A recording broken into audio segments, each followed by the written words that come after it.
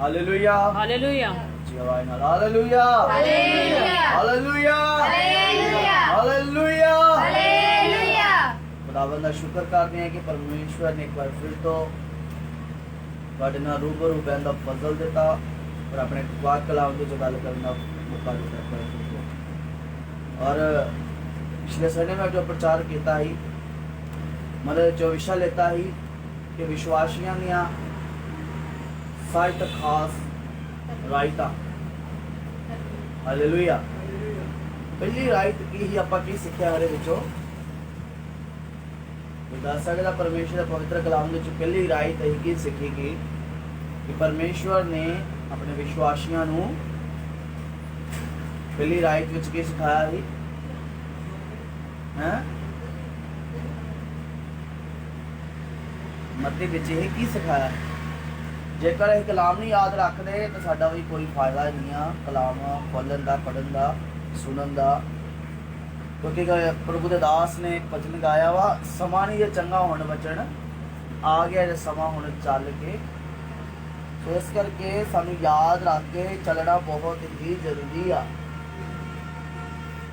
कोई दस सकदा वा कि की ही पहला टॉपिक पहला मैं टॉपिक गल कीती ही ਉਹ ਪਹਿਲਾ ਟੌਪਿਕ ਦੇ ਵਿੱਚੋਂ ਕਿਹੜਾ ਵਚਨ ਪੜਾਇਆ ਹੈ ਕੀ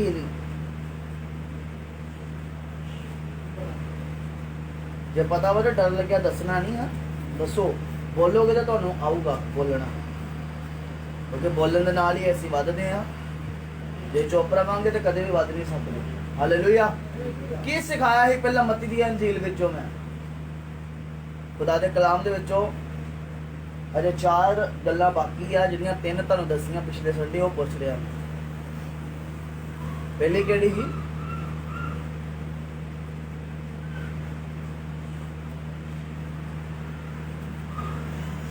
बोलो बोलो पहली किहड़ी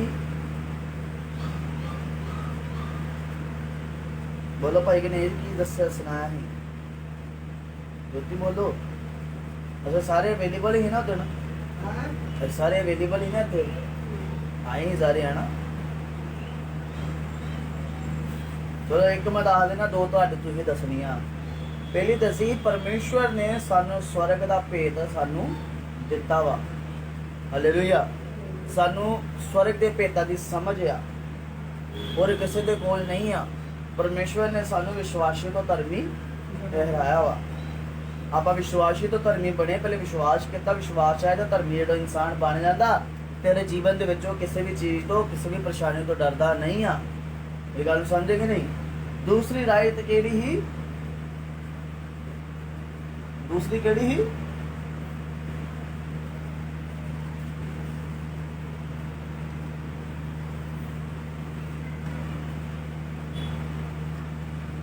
कुछ भी नहीं याद तुहानूं। दूसरी केड़ी ही राजी दूसरी केड़ी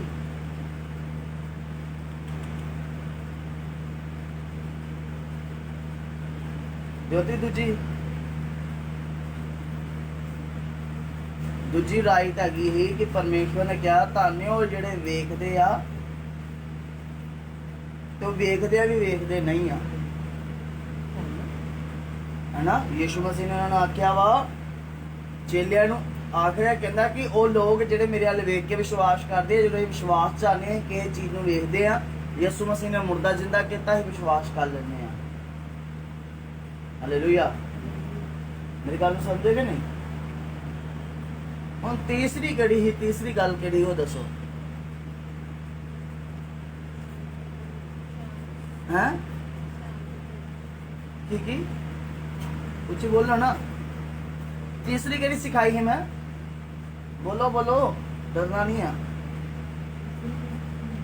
जो डर गया वो मर गया। रोमिया 5:2 दे विच दस्या ही मैं बोलो रोमिया दी अध्याय दी 5:2 अध्याय के विच अई उत्थे की पढ़िया है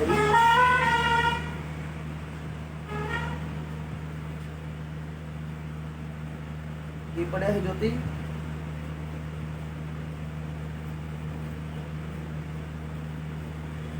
दो तो मैं दसतियां तुहानूं ਤੇ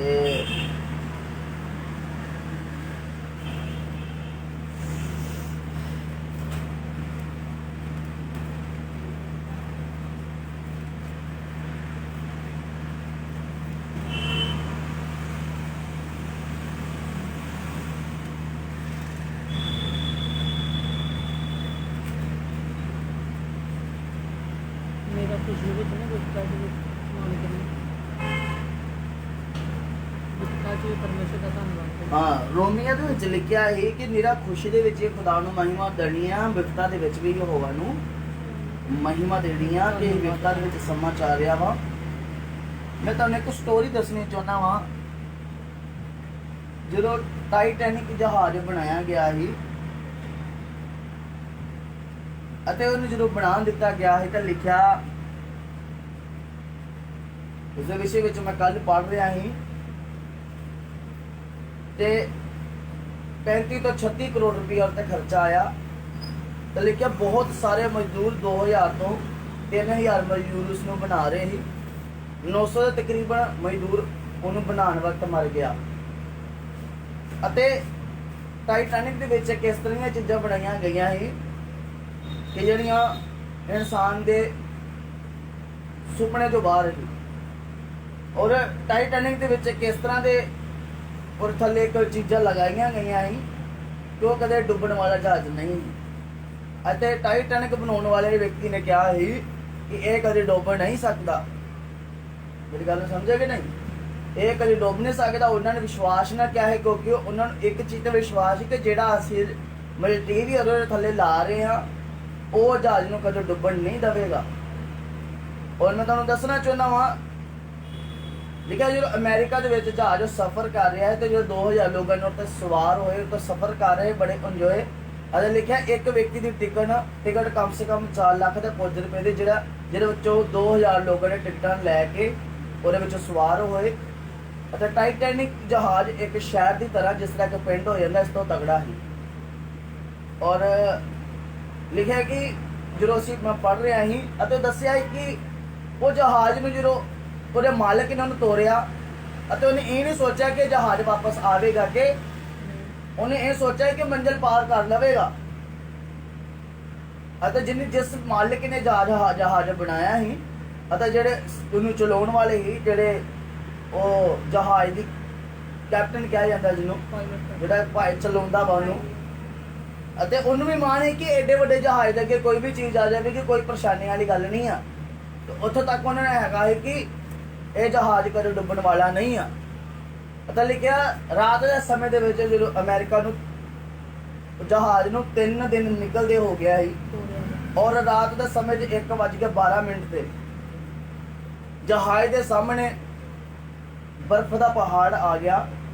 ਉਹ ਹਨੇਰਾ ਹੋਣ ਦੇ ਕਾਰਨ ਕੈਪਟਨ ਨੂੰ ਨਾ ਵੇਖਿਆ ਅਤੇ ਉਹਨਾਂ ਨੇ ਦੱਸਿਆ ਕਿ ਉਹ ਜਹਾਜ਼ ਬਚ ਸਕਦਾ ਹੈ ਕਿਉਂਕਿ ਦੂਰ ਤੱਕ ਕੁਝ ਨਹੀਂ ਵੇਖਦਾ ਸੀ। ਉਹ ਜਿਹੜੀਆਂ ਉੱਥੇ ਦੂਰਬੀਨ ਹੀ ਮਤਲਬ ਮੌਜੂਦ ਸੀ, ਲੇਕਿਨ ਜਿਹੜੀ ਉਹ ਦੂਰਬੀਨ ਸੀ ਉਹ ਇੱਕ ਲੋਕਰ ਵਿੱਚ ਰਹਿ ਗਿਆ, ਜਿਸ ਦੀ ਲੋਕਰ ਦੀ ਚਾਬੀ ਉਹਦੇ ਮਾਲਕ ਕੋਲ ਸੀ। ਅਤੇ ਲਿਖਿਆ ਉਹ ਨਾ ਵੇਖ ਸਕੇ। ਜਦੋਂ ਤਕਰੀਬਨ 35 ਸੈਕਿੰਡ ਰਹਿ ਗਏ ਜਦੋਂ ਟਕਰਾਉਣ ਵਾਲਾ ਸੀ, ਉਹਨਾਂ ਨੇ ਜਦੋਂ ਪਾਇਲਟ ਨੂੰ ਉਸ ਵਕਤ ਖਬਰ ਕੀਤੀ ਕਿ ਤਬ ਇਹਨੂੰ ਰੋਕ ਦਿੱਤਾ ਜਾਵੇ। ਜਦੋਂ ਰੁਕ ਗਿਆ, ਲੇਕਿਨ ਰੁਕਣ ਦੇ ਬਾਵਜੂਦ ਵੀ ਉਹ, ਤੁਹਾਨੂੰ ਪਤਾ ਜਹਾਜ਼ ਜਦੋਂ ਰੁਕਦਾ ਫਿਰ ਵੀ ਆਰਾਮ ਦੇ ਨਾਲ ਅੱਗੇ ਵੱਧਦਾ ਜਾਂਦਾ ਵਾ। ਅਤੇ ਉਹਨੇ ਕਮਾਉਣ ਦੀ ਬਹੁਤ ਕੋਸ਼ਿਸ਼ ਕੀਤੀ, ਫਿਰ ਵੀ ਲਿਖਿਆ ਕਿ ਜਹਾਜ਼ ਦੀ ਸਾਈਡ ਲੱਗਣ ਦੇ ਕਾਰਨ ਜਹਾਜ਼ ਕੀ ਹੋ ਗਿਆ, ਟੁੱਟ ਗਿਆ, ਜਿਸ ਦੇ ਕਾਰਨ ਉਹਦੇ ਥੱਲੇ ਹਿੱਸੇ ਦੇ ਪਾਣੀ ਭਰਨਾ ਸ਼ੁਰੂ ਹੋ ਗਿਆ। 2000 ਦੇ ਵਿੱਚ ਤਕਰੀਬਨ ਕੁਝ ਬੋਟਾਂ ਸੀ ਜਿਹੜੀਆਂ ਲੋਕ ਆਪਣੀਆਂ ਮੌਜ ਮਸਤੀਆਂ 'ਚ ਲੱਗੇ ਹੋਏ ਸੀ। ਔਰ ਲਿਖਿਆ ਕਿ ਜਿਹੜੀਆਂ ਬੋਟਾਂ ਸਮੇਂ ਦੇ ਵਿੱਚ ਉਸ ਜਗ੍ਹਾ 'ਤੇ ਸ਼ਾਮਲ ਸੀ। ਇੱਕ ਬੋਟ ਦੇ ਵਿੱਚ 46 ਸੀਟਾਂ ਸੀ ਅਤੇ ਜਿਹੜੀਆਂ ਵੀ ਤਕਰੀਬਨ 2000 ਦੇ ਵਿੱਚੋਂ 700 ਤੋਂ ਕੁਝ ਲੋਕ ਬਚੇ ਤੇ ਬਾਕੀ ਸਾਰੇ ਖਤਮ ਹੋ ਗਏ।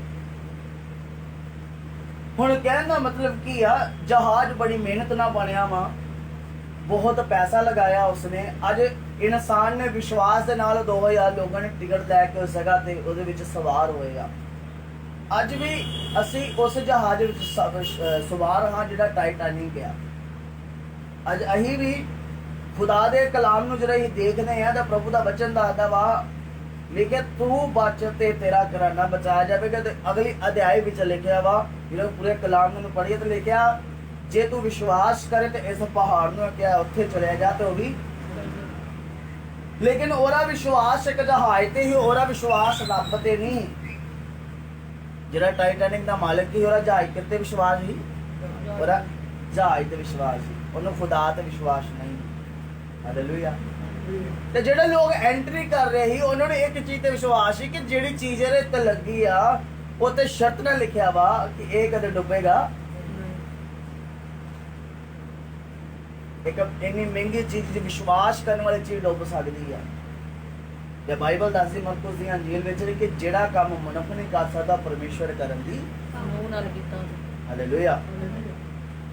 ਜਦੋਂ ਨੂੰ ਦੇਖਿਆ ਜਾਵੇ ਇੱਕ ਆਮ ਵਿਅਕਤੀ ਨਾ ਨੂੰ ਕੁਝ ਸਮਝ ਨਾ ਕੁਝ ਲੈਣਾ ਨਾ ਦੇਣਾ, ਬੁਢਾਪੇ ਦੇ ਵਿੱਚ ਉਸਨੇ ਇੱਕ ਜਹਾਜ਼ ਨੂੰ ਤਿਆਰ ਕੀਤਾ ਜਿਹੜਾ ਕਦੇ ਵੀ ਡੁੱਬਿਆ ਨਹੀਂ ਹੈ। 40 ਦਿਨ ਤੇ 40 ਰਾਤ ਕੀ ਰਿਹਾ ਇਹ ਤੇ 3 ਦਿਨ ਰਾਤ 3 ਦਿਨ ਅਮਰੀਕਾ ਚ ਨਿਕਲਣ ਨੂੰ ਹੋਇਆ ਤਾਂ ਚੌਥੇ ਦਿਨ ਡੁੱਬ ਗਿਆ। ਮਜ਼ਬੂਤੀ ਲੋਇਆ ਹੀ ਉਹ। ਮੇਰੀ ਗੱਲ ਨੂੰ ਸਮਝੇਗਾ ਨਹੀਂ, ਉਹ ਲੋਇਆ ਹੀ ਫਿਰ ਵੀ ਡੁੱਬ ਗਿਆ, ਲੇਕਿਨ ਉਹ ਤਾਂ ਸਾਡੀ ਲੱਕੜ ਹੀ 40 ਰਾਤ ਤੇ 40 ਦਿਨ। ਕਹਿੰਦਾ ਭਾਵੇਂ ਕਿ ਉਸ ਜਹਾਜ਼ ਉੱਤੇ ਯਹੋਵਾ ਦਾ ਹੱਥ। ਹਾਲੇਲੂਇਆ। ਅੱਜ ਮੈਂ ਇੱਕ ਗੱਲ ਕਹਿਣੀ ਚਾਹੁੰਦਾ ਵਾਂ, ਇਹ 3 ਪੰਨਿਆਂ ਦੇ ਵਿੱਚ ਵੇਖਦੇ ਆ। ਪਹਿਲੇ ਪੰਨਿਆਂ 'ਚ ਪਰਮੇਸ਼ਵਰ ਨੇ ਸਵਰਗ ਰਾਜ ਦੀ ਖੋਜ ਸਾਨੂੰ ਦਿੱਤੀ ਆ। ਦੂਜੀ ਗੱਲ 'ਚ ਆਖਿਆ ਚੇਲਿਆਂ ਨੂੰ ਪਰਮੇਸ਼ਵਰ ਨੇ ਕਿਹਾ ਤੁਹਾਨੂੰ ਜਿਹੜੇ ਵੇਖਦੇ ਆ, ਪਰ ਉਹ ਵੇਖਦੇ ਆ ਵੀ ਨਾ ਵੇਖਦੇ ਆ। ਹਾਲੇਲੂਇਆ। ਖੁਦਾ ਦਾ ਰਾਜ ਦੱਸਦਾ ਕਿ ਪਰਮੇਸ਼ਵਰ ਦੇ ਰਾਜ ਦਾ ਰਾਜ ਪੀੜਾ ਵਾ, ਇਹ 'ਚੋਂ ਲੰਘਣਾ ਔਖਾ ਵਾ।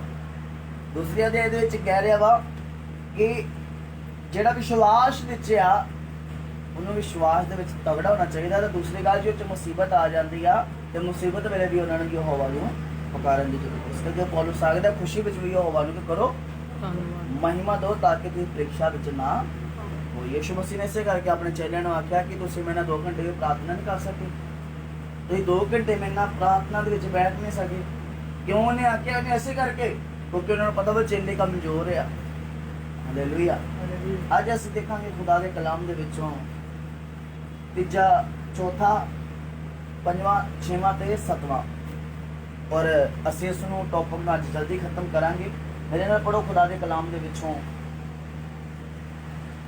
ਦੂਸਰਾ ਕਰੰਥੀਆਂ, ਪਹਿਲਾ ਕਰੰਥੀਆਂ ਉਹਦੀ 2 ਦੀ 10 ਅਧਿਆਇ ਨੂੰ ਪੜਾਂਗੇ। ਇਸ ਜਗ੍ਹਾ ਤੇ ਪੌਲੁਸ ਪ੍ਰਭੂ ਦਾ ਦਾਸ ਕੀ ਆਖ ਰਿਹਾ, ਦੂਸਰਾ ਕਰੰਥੀਆਂ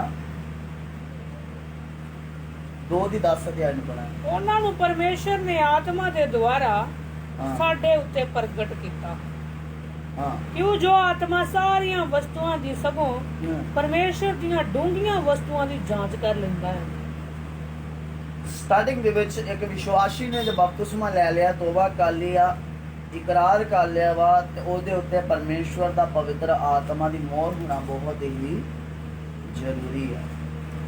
ਅਗਰ ਉਹ ਵਿਅਕਤੀ ਵਿਸ਼ਵਾਸ ਵਿੱਚ ਵਧ ਰਿਹਾ ਵਾ, ਦਸਵੰਧ ਦੇ ਰਿਹਾ ਚਰਚ ਦੇ ਵਿੱਚ, ਚਰਚ ਸਮੇਂ ਸਿਰ ਆ ਰਿਹਾ ਵਾ, ਲੇਕਿਨ ਉਹਦੇ ਜੀਵਨ ਦੇ ਵਿੱਚ ਕੋਈ ਵੀ ਇਸੇ ਤਰ੍ਹਾਂ ਦੀ ਚੀਜ਼ ਨਹੀਂ ਆ, ਤੇ ਮੈਂ ਇੱਕ ਗੱਲ ਕਹਿਣੀ ਚਾਹੁੰਦਾ ਵਾਂ, ਉਹਨੂੰ ਜਿਸ ਜਗ੍ਹਾ ਤੇ ਪ੍ਰਭੂ ਨੇ ਆਖਿਆ ਕਿ ਉਹ ਕਹਿਣਗੇ ਪ੍ਰਭੂ ਪ੍ਰਭੂ ਅਸੀਂ ਤੈਨੂੰ ਪ੍ਰਭੂ ਪ੍ਰਭੂ ਪੁਕਾਰਦੇ, ਤੇ ਪ੍ਰਭੂ ਆਖੇਗਾ ਮੈਂ ਤੁਹਾਨੂੰ ਨਹੀਂ ਜਾਣਦਾ, ਤੁਸੀਂ ਮੇਰੇ ਕੋਲੋਂ ਚਲੇ ਜਾਓ। ਸਾਡੀ ਅਗਵਾਈ ਕੌਣ ਭਰੇਗਾ? ਸਾਡਾ ਆਤਮਾ ਜਿਹੜਾ ਪਰਮੇਸ਼ਵਰ ਦੇ ਵੱਲੋਂ ਬਖਸ਼ਿਆ ਗਿਆ। ਹਾਲੇਲੂਇਆ। ਹਾਲੇਲੂਇਆ। ਇੱਕ ਗੱਲ ਕਹਿਣੀ ਚਾਹੁੰਦਾ ਵਾਂ, ਯਿਸੂ ਮਸੀਹ ਜਾਣਦਾ ਹੈ ਕਿ ਇੱਕ ਅੰਨੇ ਨੇ ਮੈਨੂੰ ਕਹਿਣਾ ਕਿ ਮੈਨੂੰ ਰੋਸ਼ਨੀ ਚਾਹੀਦੀ ਆ, ਫਿਰ ਵੀ ਯਿਸੂ ਮਸੀਹ ਨੇ ਉਹਨੂੰ ਕੁਐਸਚਨ ਆਪ ਕੀਤਾ, ਤੂੰ ਕੀ ਚਾਹੁੰਦਾ ਮੈਂ ਤੇਰੇ ਲਈ? ਪਰਮੇਸ਼ਵਰ ਦਾ ਦਿਲਾਂ ਦੇ ਹਿਰਦਿਆਂ ਨੂੰ ਜਾਣਨ ਵਾਲਾ ਪਰਮੇਸ਼ਵਰ। ਇੱਕ ਜਕਾਈ ਸਿਰਫ ਵੇਖਣਾ ਹੀ ਚਾਹੁੰਦਾ ਵਾ ਪਰਮੇਸ਼ਵਰ ਨੂੰ, ਅਤੇ ਜਕਾਈ ਨੂੰ ਕਹਿੰਦਾ ਜਕਾਈ ਤੂੰ ਥੱਲੇ ਆ ਜਾ, ਮੈਂ ਤੇਰੇ ਘਰ ਕੀ ਕਰਨਾ ਵਾ? ਖਾਣਾ ਖਾਣਾ। ਅਗਰ ਇਸੇ ਅਧਿਆਇ ਨੂੰ ਆਪਾਂ ਲਈਏ ਤੇ ਇਹਦੇ ਵਿੱਚ ਫਿਰ ਇੱਕ ਵਾਰੀ ਦਿਨ ਪੜ੍ਹੀਏ ਤੇ ਪੜਾਂਗੇ ਕੀ ਲਿਖਿਆ। ਉਹਨਾਂ ਨੂੰ ਪਰਮੇਸ਼ਰ ਨੇ ਆਤਮਾ ਦੇ ਦੁਆਰਾ ਸਾਡੇ ਉੱਤੇ ਪ੍ਰਗਟ ਕੀਤਾ। ਕਿਉਂ ਜੋ ਉੱਤੋਂ ਥੋੜਾ ਪੜੋ, ਇਹ 9ਵਾਂ ਅਧਿਆਇ। ਪਰੰਤੂ ਜਿਵੇਂ ਲਿਖਿਆ ਹੋਇਆ ਹੈ, ਜਿਹੜੀਆਂ ਵਸਤੂਆਂ ਅੱਖੀ ਨਾ ਵੇਖੀਆਂ, ਨਾ ਕੰਨੀ ਸੁਣੀਆਂ, ਨਾ ਇਨਸਾਨ ਦੇ ਮਨ ਵਿੱਚ ਆਈਆਂ, ਜਿਹੜੀਆਂ ਵਸਤੂਆਂ ਪਰਮੇਸ਼ਰ ਨੇ ਆਪਣੇ ਪ੍ਰੇਮੀਆਂ ਲਈ ਤਿਆਰ ਕੀਤੀਆਂ, ਉਹਨਾਂ ਨੂੰ ਪਰਮੇਸ਼ਰ ਨੇ ਆਤਮਾ ਦੇ ਦੁਆਰਾ ਸਾਡੇ ਉੱਤੇ ਪ੍ਰਗਟ ਕੀਤਾ। ਕਿਉਂ ਜੋ ਆਤਮਾ ਸਾਰੀਆਂ ਵਸਤੂਆਂ ਦੀ ਸਗੋਂ ਪਰਮੇਸ਼ਰ ਦੀਆਂ ਡੂੰਘੀਆਂ ਵਸਤੂਆਂ ਦੀ ਜਾਂਚ ਕਰ ਲੈਂਦਾ ਹੈ। ਮਨੁੱਖ ਦੇ ਆਤਮਾ ਤੋਂ ਬਿਨਾਂ ਜੋ ਉਹਦੇ ਅੰਦਰ ਹੈ ਮਨੁੱਖਾਂ ਵਿੱਚੋਂ ਮਨੁੱਖ ਦੀਆਂ ਗੱਲਾਂ ਕੌਣ ਜਾਣਦਾ ਹੈ। ਇਸੇ ਪ੍ਰਕਾਰ ਪਰਮੇਸ਼ਰ ਦੇ ਆਤਮਾ ਤੋਂ ਬਿਨਾਂ ਪਰਮੇਸ਼ਰ ਦੀਆਂ ਗੱਲਾਂ ਕੋਈ ਨਹੀਂ ਜਾਣਦਾ ਹੈ। ਗੱਲ ਨੂੰ ਸਮਝਿਆ ਕਿ ਨਹੀਂ?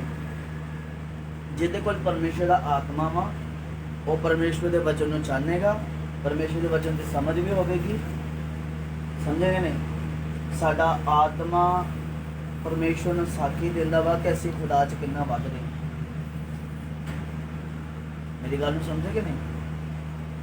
ਹਾਲੇਲੂਇਆ। ਅੱਜ ਤੁਸੀਂ ਫੈਸਲਾ ਕਰੋ ਆਪਣੇ ਜੀਵਨ ਦੇ ਵਿੱਚ, ਜੇਕਰ ਤੁਹਾਡੇ ਤੋਂ ਪਵਿੱਤਰ ਆਤਮਾ ਦੀ ਮੋਹਰ ਨਹੀਂ ਆ ਫਿਰ ਸਾਡਾ ਖੁਦਾ ਵਿੱਚ ਚੱਲਣ ਦਾ ਵੀ ਕੋਈ ਫਾਇਦਾ ਨਹੀਂ ਹੈ। ਪਵਿੱਤਰ ਆਤਮਾ ਪਾਉਣਾ ਬਹੁਤ ਹੀ ਜ਼ਰੂਰੀ ਹੈ। ਪਵਿੱਤਰ ਆਤਮਾ ਕਿੱਦਾਂ ਮਿਲਦਾ ਵਾ?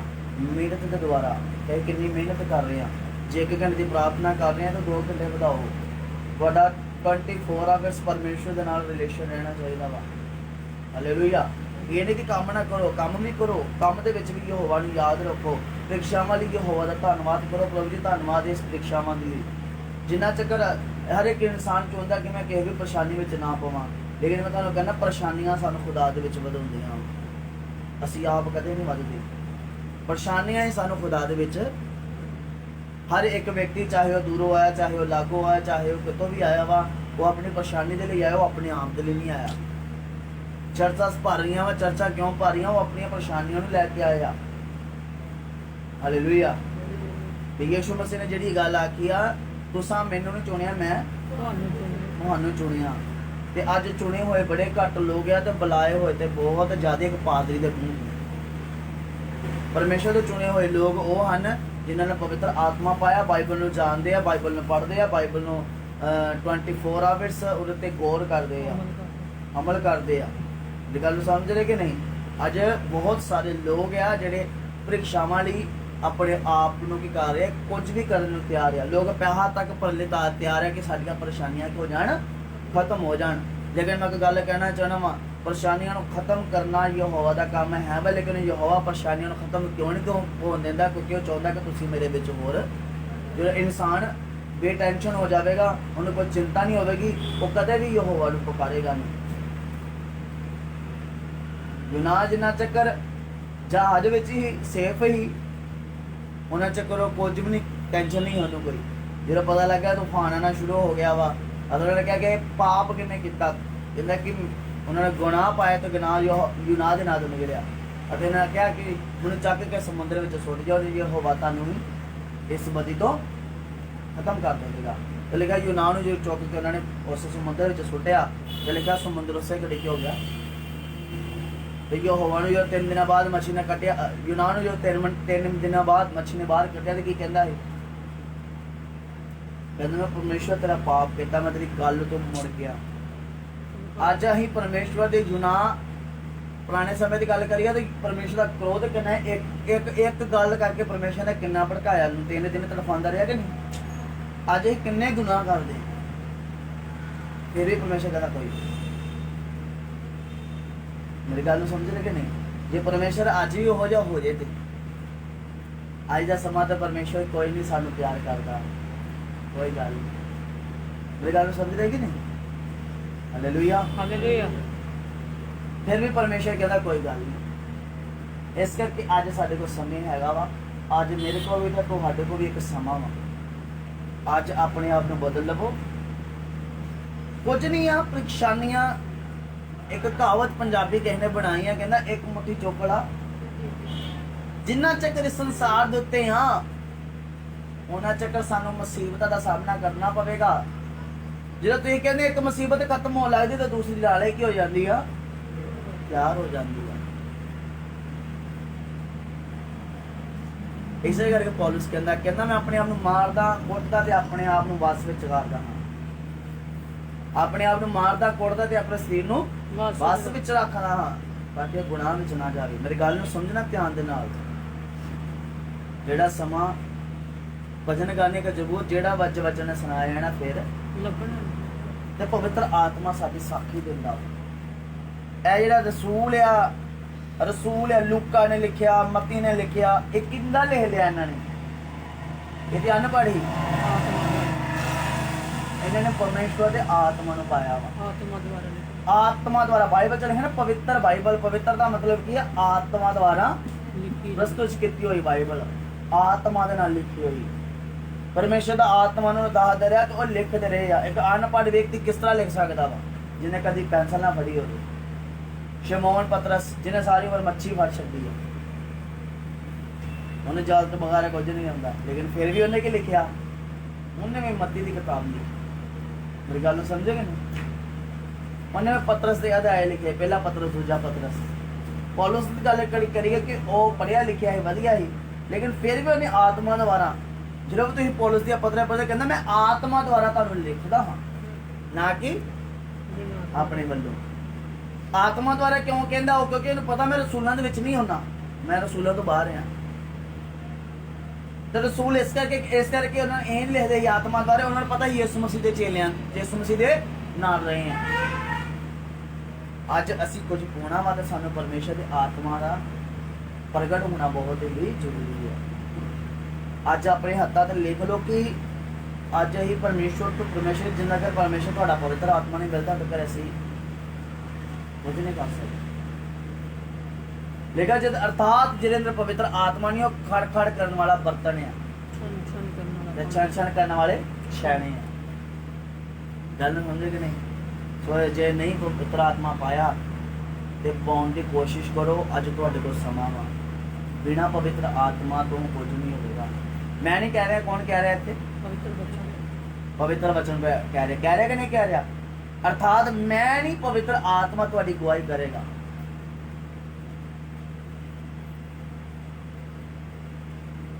ਇੱਥੇ ਕਿਹੜੀ ਖਾਸ ਗੱਲ ਅਸੀਂ ਪੜ੍ਹੀ ਆ? ਅਸੀਂ ਇਸ ਜਗ੍ਹਾ ਤੇ ਕਿਹੜੀ ਖਾਸ ਗੱਲ ਪੜ੍ਹੀ ਆ? ਬਿਨਾਂ ਪਰਮੇਸ਼ਰ ਦੀਆਂ ਗੱਲਾਂ ਤੋਂ ਕੋਈ ਨਹੀਂ ਜਾਣਦਾ, ਪਰ ਜਗਤ ਦਾ ਆਤਮਾ ਨਹੀਂ, ਸਗੋਂ ਉਹ ਆਤਮਾ ਪਰਮੇਸ਼ਵਰ ਦਾ ਆਤਮਾ ਤੋਂ ਬਿਨਾ ਪਰਮੇਸ਼ਵਰ ਦੀਆਂ ਗੱਲਾਂ ਨੂੰ ਕੋਈ ਨਹੀਂ ਜਾਣਦਾ। ਸਮਝੇਗਾ ਨਹੀਂ? ਜਿਹੜੀਆਂ ਗੁਪਤ ਗੱਲਾਂ ਵਾ, ਗੁਪਤ ਸਮੇਂ ਦੀਆਂ ਗੱਲਾਂ, ਪਰਮੇਸ਼ਵਰ ਦਾ ਆਤਮਾ ਤੁਹਾਨੂੰ ਸਿਖਾਵੇਗਾ। ਇਸ ਜਗ੍ਹਾ ਤੇ ਜਾਣਾ, ਕਿਸੇ ਜਗ੍ਹਾ ਤੇ ਨਹੀਂ ਆਣਾ, ਪਰਮੇਸ਼ਵਰ ਦਾ ਆਤਮਾ ਤੁਹਾਨੂੰ ਦੱਸੇਗਾ। ਇਸ ਕਰਕੇ ਪਵਿੱਤਰ ਆਤਮਾ ਪਾਉਣਾ ਬਹੁਤ ਹੀ ਜ਼ਰੂਰੀ ਹੈ। ਹਾਲੇਲੂਇਆ। ਸੋ ਇਹ ਹੈਗੀ ਸੀ ਚੌਥੀ ਗੱਲ। ਲਿਖ ਲਓ, ਬਾਅਦ ਚ ਕਹਿਣਾ ਭੁੱਲ ਗਏ, ਲਿਖ ਲਓ। ਅੱਗੇ ਪੜਾਂਗੇ ਇਹ ਪੰਜਵੀਂ ਗੱਲ। ਮੇਰੇ ਨਾਲ ਪੜੋ ਖੁਦਾ ਦੇ ਕਲਾਮ ਦੇ ਵਿੱਚ ਪੁਲਿਸੀਆਂ ਦੀ ਕਿਤਾਬ ਔਰ ਇੱਕ ਦੀ 26 ਅਧਿਆਇ।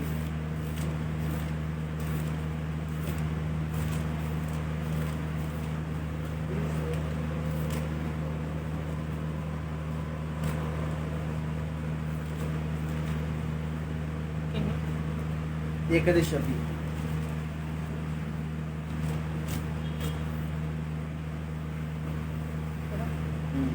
ਅਰਥਾਤ ਉਸ ਭੇਤ ਦੀ ਜਿਹੜਾ ਸਾਰਿਆਂ ਯੁੱਗਾਂ ਅਤੇ ਪੀੜ੍ਹੀਆਂ ਤੋਂ ਗੁਪਤ ਰਿਹਾ, ਪਰ ਹੁਣ ਉਹਦੇ ਸੰਤਾਂ ਉੱਤੇ ਪ੍ਰਗਟ ਹੋਇਆ, ਜਿਨ੍ਹਾਂ ਨੂੰ ਪਰਮੇਸ਼ਰ ਨੇ ਮਹਿਰਮ ਕਰਨਾ ਚਾਹਿਆ। ਭਈ ਪਰਾਈਆਂ ਕੌਮਾਂ ਵਿੱਚ ਇਸ ਭੇਦ ਦੇ ਧਨ ਦਾ ਪ੍ਰਤਾਪ ਕੀ ਹੈ।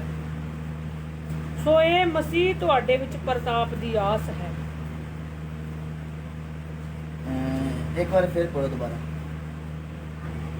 ਅਰਥਾਤ ਉਸ ਭੇਦ ਦੀ ਜਿਹੜਾ ਸਾਰਿਆਂ ਯੁੱਗਾਂ ਅਤੇ ਪੀੜ੍ਹੀਆਂ ਤੋਂ ਗੁਪਤ ਰਿਹਾ ਹੈ, ਪਰ ਹੁਣ ਉਹਦੇ ਸੰਤਾਂ ਉੱਤੇ ਪ੍ਰਗਟ ਹੋਇਆ, ਜਿਨ੍ਹਾਂ ਨੂੰ ਪਰਮੇਸ਼ਰ ਨੇ ਮਹਿਰਮ ਕਰਨਾ ਚਾਹਿਆ।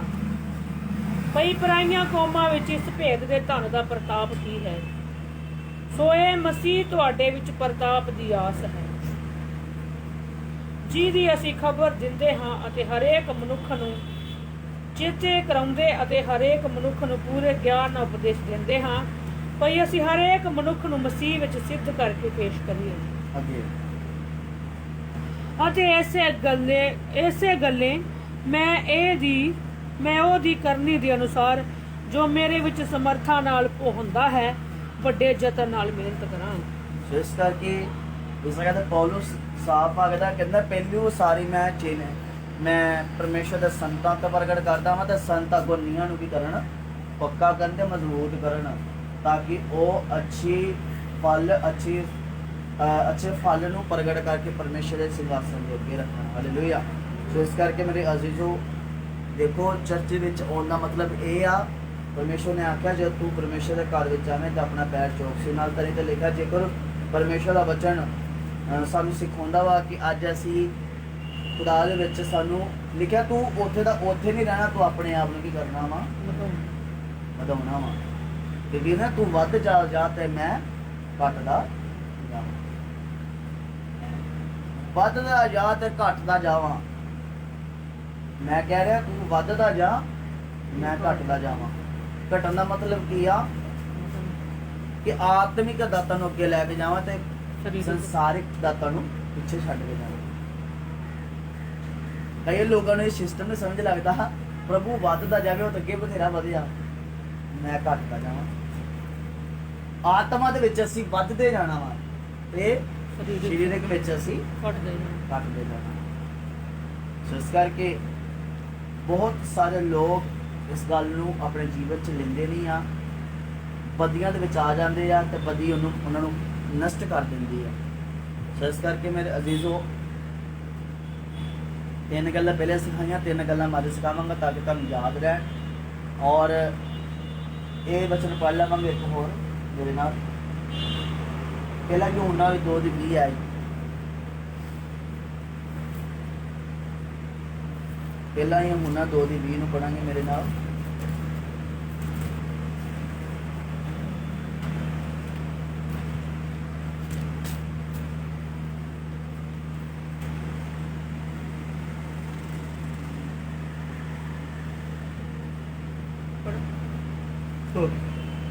ਤੁਸੀਂ ਉਹਦੀ ਵੱਲੋਂ ਜਿਹੜਾ ਪਵਿੱਤਰ ਹੈ ਮਸਾ ਕੀਤੇ ਹੋਏ ਹੋ ਅਤੇ ਸਭੋ ਕੁਝ ਜਾਣਦੇ ਹੋ।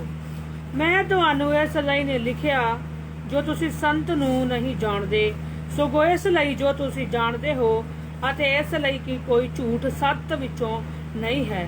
ਝੂਠਾ ਕੌਣ ਹੈ ਪਰ ਉਹ ਜਿਹੜਾ ਯਿਸੂ ਤੋਂ ਇਨਕਾਰ ਕਰਦਾ ਹੈ। ਭਈ ਉਹ ਮਸੀਹ ਨਹੀਂ, ਉਹ ਮਸੀਹ ਦਾ ਵਿਰੋਧੀ ਹੈ ਜਿਹੜਾ ਪਿਤਾ ਅਤੇ ਪੁੱਤਰ ਦਾ ਇਨਕਾਰ ਕਰਦਾ ਹੈ। ਹਰੇਕ ਜੋ ਪੁੱਤਰ ਦਾ ਇਨਕਾਰ ਕਰਦਾ ਹੈ ਪਿਤਾ ਉਹਦੇ ਕੋਲ ਨਹੀਂ। ਜਿਹੜਾ ਪੁੱਤਰ ਨੂੰ ਮੰਨ ਲੈਂਦਾ ਹੈ ਪਿਤਾ ਉਹਦੇ ਕੋਲ ਹੈ। ਜਿਹੜਾ ਮੁੱਢੋਂ ਤੁਸੀਂ ਸੁਣਿਆ ਉਹ ਤੁਹਾਡੇ ਵਿੱਚ ਕਾਇਮ ਰਹੇ। ਜੇ ਉਹ ਤੁਹਾਡੇ ਵਿੱਚ ਕਾਇਮ ਰਹੇ ਜਿਹੜਾ ਮੁੱਢੋਂ ਤੁਸੀਂ ਸੁਣਿਆ, ਤਾਂ ਤੁਸੀਂ ਵੀ ਪੁੱਤਰ ਅਤੇ ਪਿਤਾ ਵਿੱਚ ਕਾਇਮ ਰਹੋਗੇ। ਅਤੇ ਇਹ ਉਹ ਵਾਅਦਾ ਹੈ, ਅਤੇ ਇਹ ਉਹਦਾ ਵਾਅਦਾ ਹੈ ਜਿਹੜਾ ਉਹਨੇ ਸਾਨੂੰ ਦਿੱਤਾ ਸੀ, ਅਰਥਾਤ ਸਦੀਪਕ ਜੀਵਨ।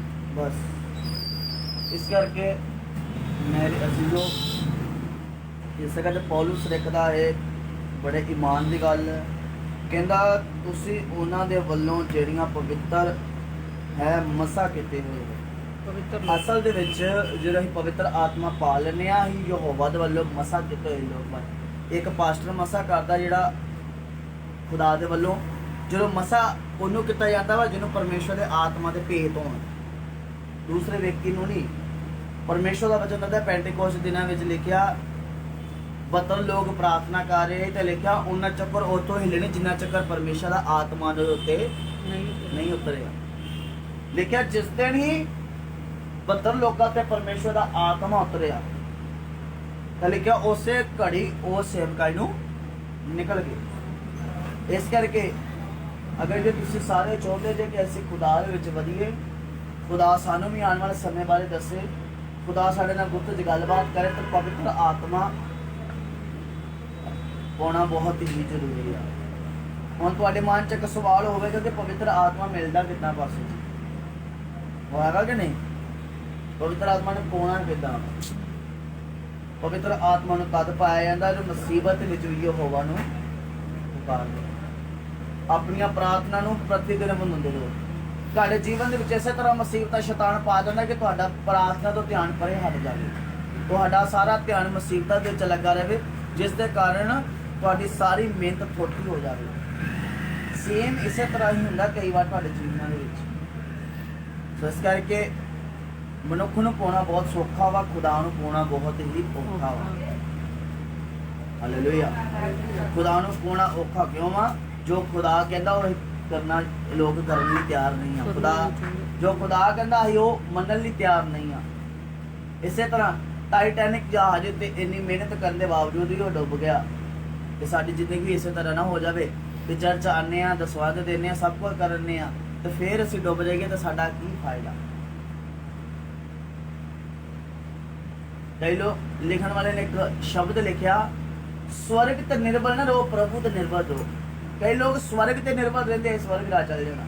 ਸਵਰਗ ਰਾਜ ਵੀ ਉਹ ਜਾਣਗੇ, ਇੱਥੇ ਉਹਨੇ ਕੀ ਪੜਿਆ, ਜਿਹੜਾ ਪਿਤਾ ਨੂੰ ਕਬੂਲ ਕਰਦਾ ਹੈ ਉਹ ਪੁੱਤਰ ਨੂੰ ਕਬੂਲ ਕਰਦਾ ਹੈ, ਜਿਹੜਾ ਪੁੱਤਰ ਨੂੰ ਇਨਕਾਰ ਕਬੂਲ ਕਰਦਾ ਕਰਦਾ ਹੈ ਉਹ ਪਿਤਾ ਨੂੰ ਕਬੂਲ ਕਰਦਾ ਹੈ, ਜਿਹੜਾ ਪੁੱਤਰ ਨੂੰ ਇਨਕਾਰ ਕਰਦਾ ਹੈ ਉਹ ਪਿਤਾ ਨੂੰ ਉਹਦਾ ਇਨਕਾਰ ਪਿਤਾ ਪਿਤਾ ਉਹਦਾ ਇਨਕਾਰ ਕਰਦਾ ਹੈ। ਇਹ ਗੱਲ ਨੂੰ ਸਮਝੇਗਾ ਨਹੀਂ? ਪਿਤਾ ਹੀ ਪੁੱਤਰ ਵਿੱਚ ਤੇ ਪੁੱਤਰ ਪਿਤਾ ਵਿੱਚ ਆ, ਤੇ ਸਾਡੇ ਵਿੱਚ ਪਵਿੱਤਰ ਆਤਮਾ ਅਰਥਾਤ ਅਗਵਾ, ਜਿਹੜਾ ਸਾਡੀ ਅਗਵਾਈ ਪੜੇਗਾ। Hallelujah, hallelujah. ਹਾਲੇਲੂਇਆ। ਜੀਵਨ ਦੀ ਪੋਥੀ ਜਿਸ ਦਿਨ ਖੋਲੀ ਜਾਵੇਗੀ, ਜੀਵਨ ਦੀ ਪੋਥੀ ਵਿੱਚ ਉਹਨਾਂ ਦੇ ਨਾਂ ਹਨ ਜਿਨ੍ਹਾਂ ਨੇ ਪਵਿੱਤਰ ਆਤਮਾ ਪਾਇਆ। ਅੱਜ ਕਣਕ ਉਹਨੂੰ ਮਿਲਦੀ ਹੈ ਜਿਹੜਾ ਆਧਾਰ ਕਾਰਡ ਹੋਵੇ, ਸਿਮ ਉਹਨੂੰ ਮਿਲਦੀ ਹੈ ਜਿਹੜਾ ਆਧਾਰ ਕਾਰਡ ਹੋਵੇ, ਨੌਕਰੀ ਉਹਨੂੰ ਮਿਲਦੀ ਜਿਹੜਾ ਆਧਾਰ ਕਾਰਡ ਹੋਵੇ। ਪਹਿਚਾਨ ਹੋਵੇ। ਹੈਨਾ? ਸਾਡੀ ਪਹਿਚਾਣ ਪਵਿੱਤਰ ਆਤਮਾ ਵਾ। ਆਮੇਨ। ਕੋਈ ਕਹਿੰਦੇ ਸਾਡੀ ਪਛਾਣ ਬਾਈਬਲ ਹੈ, ਬਾਈਬਲ ਤੇ ਹੈ ਵਾ, ਬਾਈਬਲ ਸਭ ਕੁਝ ਬਾਈਬਲ ਪੜ੍ਹਨ ਵਾਸਤੇ ਆ, ਲੇਕਿਨ ਅਰਥਾਤ ਤੁਹਾਡੀ ਪਹਿਚਾਣ ਤੇ ਪਵਿੱਤਰ ਆਤਮਾ ਜਿਹੜਾ ਤੁਹਾਡੀ, ਇਹ ਤੇ ਇੱਕ ਦਿਨ ਫਿਰ ਖੋਈਆਂ ਜਾਣੀਆਂ। ਮੋਰ ਹਾਲੇਲੂਇਆ। ਪਹਿਚਾਨ ਸਾਡੀ ਮੋਰ। ਸਾਡੀ ਪਹਿਚਾਣ ਜਿਹੜੀ ਪਰਮੇਸ਼ਵਰ ਨੇ ਦਿੱਤੀ ਆ, ਪਵਿੱਤਰ ਆਤਮਾ ਦੀ ਮੋਹਰ। ਸੋ ਇਸ ਕਰਕੇ ਪਹਿਲੀ ਗੱਲ ਕੀ ਪੜਿਆ ਅੱਜ 6 ਗੱਲਾਂ ਨੂੰ ਮੈਂ ਤੁਹਾਨੂੰ ਦੱਸਿਆ ਵਾ। ਪਹਿਲੀ ਗੱਲ ਦੱਸੀ ਕਿ ਅਸੀਂ ਪਰਮੇਸ਼ਵਰ ਦੇ ਰਾਜ ਦੀਆਂ ਵਿਸ਼ਵਾਸੀ ਨੂੰ ਧਰਨੀ। ਪਰਮੇਸ਼ਵਰ ਦੇ ਸਵਰਗ ਰਾਜ ਦੀਆਂ ਖੋਜ ਨੂੰ ਜਾਣਦੇ ਹਾਂ। ਭੇਤਾਂ ਨੂੰ ਦੂਸਰੀ ਗੱਲ ਪਰਮੇਸ਼ਵਰ ਨੇ ਕਿਹਾ ਜਿਹੜਾ ਵੇਖਦੇ ਹਨ ਦੇਖਦੇ ਨਹੀਂ। ਤੀਸਰੀ ਗੱਲ ਪੜਾਈ ਮੈਂ ਕਿ ਵਿਸ਼ਵਾਸ ਦੇ ਵਿੱਚ ਤਾਂ ਸਭ ਪ੍ਰਾਰਥਨਾ ਕਰਦੇ ਆ, ਲੇਕਿਨ ਮੁਸੀਬਤ ਵੀ ਉਹ ਬਾਤ ਅੱਗੇ ਦੁਹਾਈ ਦੇਣੀ ਹੈ। ਤੇ ਚੌਥੀ ਗੱਲ ਕੀ ਪੜੀ? ਚੌਥੀ ਕਿ ਪੜੀ ਆ, ਪਵਿੱਤਰ ਆਤਮਾ ਨੂੰ ਪਾਉਣਾ ਬਹੁਤ ਹੀ ਜ਼ਰੂਰੀ ਹੈ। ਤੇ ਪੰਜਵੀਂ ਗੱਲ, ਪਵਿੱਤਰ ਆਤਮਾ ਤੋਂ ਪਾਇਆ ਬਗੈਰ ਅਸੀਂ ਸਵਰਗ ਰਾਜ ਦੇ ਵਿੱਚ ਤੇ ਪਰਮੇਸ਼ਰ ਦੇ ਬਚਨਾਂ ਨੂੰ ਨਹੀਂ ਜਾਣ ਸਕਦੇ। ਪਵਿੱਤਰ ਆਤਮਾ ਹੀ ਸਾਨੂੰ ਸਿਖਾਉਂਦਾ। ਤੇ ਛੇਵੀਂ ਗੱਲ, ਜਿਹਦੇ ਕੋਲ ਪਿਤਾ ਉਹਦੇ ਜਿਹਦੇ ਕੋਲ ਪਿਤਾ ਵਾ, ਜਿਹਦੇ ਕੋਲ ਪਵਿੱਤਰ ਆਤਮਾ, ਉਹਦੇ ਕੋਲ ਪਰਮੇਸ਼ਰ ਦੀਆਂ ਭੇਦ ਦੀਆਂ ਗੱਲਾਂ ਵੀ ਆ। ਪਵਿੱਤਰ ਆਤਮਾ ਇੱਕ ਆਧਾਰ ਕਾਰਡ ਦੀ ਤਰ੍ਹਾਂ ਪਹਿਚਾਣ ਹੈ ਸਵਰਗ ਰਾਜ ਦੀ। ਨਾਮ ਸਵਰਗ ਦੇ ਵਿੱਚ ਉਹਨਾਂ ਦੇ ਲਿਖੇ ਹਨ ਜੀਵਨ ਦੀ ਪੋਥੀ ਵਿੱਚ, ਜਿਨ੍ਹਾਂ ਨੂੰ ਅਰਥਾਤ ਪਵਿੱਤਰ ਆਤਮਾ ਪਰਮੇਸ਼ਵਰ ਨੇ ਦਿੱਤਾ। ਪਵਿੱਤਰ ਆਤਮਾ ਦੇ ਕੰਮ ਕਿਹੜੇ ਹਨ ਉਹ ਆਉਣ ਵਾਲੇ ਸਮੇਂ ਬਾਰੇ ਦੱਸਦਾ ਵਾ। ਉਹ ਆਉਣ ਵਾਲੇ ਸੁਪਨੇ ਦੁਆਰਾ ਤੁਹਾਨੂੰ ਦੱਸਣ ਗਿਆ। ਤੁਹਾਨੂੰ ਪਤਾ ਵਾ ਕਿ ਫਿਰ ਬਾਅਦ ਇੱਕ ਬਿਮਾਰੀ ਆ ਗਈ ਹੈ ਜਿਹਦਾ ਨਾਮ ਕੀ ਦੱਸਿਆ ਗਿਆ ਹੈ, ਮੰਕੀ ਕਰਕੇ ਹੈਗਾ ਵਾ। ਬਿਮਾਰੀ ਇੱਕ ਹੋਰ ਆ ਗਈ, ਉਹਦਾ ਲੋਕਡਾਊਨ ਲਾਇਆ ਗਿਆ ਵਾ। ਮੌਕੀ ਫੰਗਸ ਕਰਕੇ ਨਾਂ ਦੀ ਇਹ ਬਿਮਾਰੀ ਉੱਥੇ ਇੱਕ ਉਹ ਆ ਗਈ ਆ, ਔਰ ਬਾਹਰ ਲੋਕਡਾਊਨ ਫਿਰ ਕਰ ਦਿੱਤਾ ਗਿਆ ਵਾ। ਸੋ ਇਸ ਕਰਕੇ ਇਹ ਜਿਹੜੀਆਂ ਬਿਮਾਰੀਆਂ ਆਉਂਦੀਆਂ ਜਾਂਦੀਆਂ ਰਹਿਣਗੀਆਂ। ਸਾਡੇ ਕੋਲ ਅੱਜ ਇੱਕ ਨਿਰਣਾ ਲਓ ਕਿ ਪਰਮੇਸ਼ਵਰ, ਮੈਂ ਚਾਹੁੰਦੀ ਹਾਂ ਪ੍ਰਭੂ ਪਵਿੱਤਰ ਆਤਮਾ ਸਾਡੀ ਸਹਾਇਤਾ ਕਰੇ, ਅਰਥਾਤ ਜਿਹੜਾ ਸਵਰਗ ਵਿੱਚ ਰਹਿੰਦਾ ਵਾ ਉਹ ਸਾਡੇ ਉੱਤੇ ਆਪਣੀ ਕਿਰਪਾ ਕਰੇ। ਹਾਲੇਲੂਇਆ। ਤੇ ਫਿਰ ਤੁਸੀਂ ਪਰਮੇਸ਼ਵਰ ਦੇ ਸਾਮਰਥ, ਪਰਮੇਸ਼ਵਰ ਦੇ ਰਾਜ ਨੂੰ ਪਾ ਸਕਦੇ ਹੋ। ਉਧਰ ਤੁਹਾਡੇ ਜੀਵਨ ਦੇ ਵਿੱਚ ਕਦੇ ਵੀ ਬੇਦਾਰੀ ਨਹੀਂ ਆ ਸਕਦੀ। ਹਾਲੇਲੂਇਆ। ਅੱਜ ਤੁਸੀਂ ਫੈਸਲਾ ਲਓ ਕਿ ਪ੍ਰਭੂ ਜੀ ਮੈਂ ਅੱਜ ਪਵਿੱਤਰ ਆਤਮਾ ਨੂੰ ਆਪਣੇ ਜੀਵਨ ਵਿੱਚ ਉਤਾਰਦਾ ਹਾਂ। ਪ੍ਰਾਰਥਨਾ ਦੇ ਵਿੱਚ ਪ੍ਰਤੀ ਦਿਨ ਬੜੇ ਰਹੋ। ਵੇਖੋ ਖੁਦਾ ਤੁਹਾਡੇ ਨਾਲ, ਤੁਹਾਡੇ ਕੋਲ ਫਾਸਟਿੰਗ ਕਰਕੇ ਪਵਿੱਤਰ ਆਤਮਾ ਨੂੰ ਪਾਓ। ਫਾਸਟਿੰਗ ਕਰਦੇ ਸਮੇਂ ਯਹੋਵਾ ਨੂੰ ਪੁਕਾਰੋ, ਖੁਦਾ ਮੈਂ ਕੁਝ ਨਹੀਂ ਚਾਹੁੰਦਾ, ਮੈਨੂੰ ਪਰਮੇਸ਼ਵਰ ਸਮਝ ਤੇ ਆਤਮਾ ਬਖਸ਼, ਜਿਹੜਾ ਸਮਝ ਦੇਣ ਵਾਲਾ ਖੁਦਾ ਤੁਹਾਡੇ ਜੀਵਨ ਨੂੰ ਬਦਲੇਗਾ। ਆਈਏ ਸਭ ਆਪਣੀ ਅੱਖਾਂ ਬੰਦ ਕਰਾਂਗੇ, ਆਪਣੇ ਸਿਰਾਂ ਨੂੰ ਝੁਕਾਵਾਂਗੇ, ਆਪਣੇ ਆਪ ਨੂੰ ਪਰਮੇਸ਼ਵਰ ਦੇ ਪਵਿੱਤਰ ਜਲਾਲੀ ਹੱਥਾਂ ਵਿੱਚ ਲਵਾਂਗੇ, ਪ੍ਰਾਰਥਨਾ ਦੀ ਹਾਲਤ ਵਿੱਚ ਹੋਵਾਂਗੇ। ਹਾਲੇਲੂਇਆ।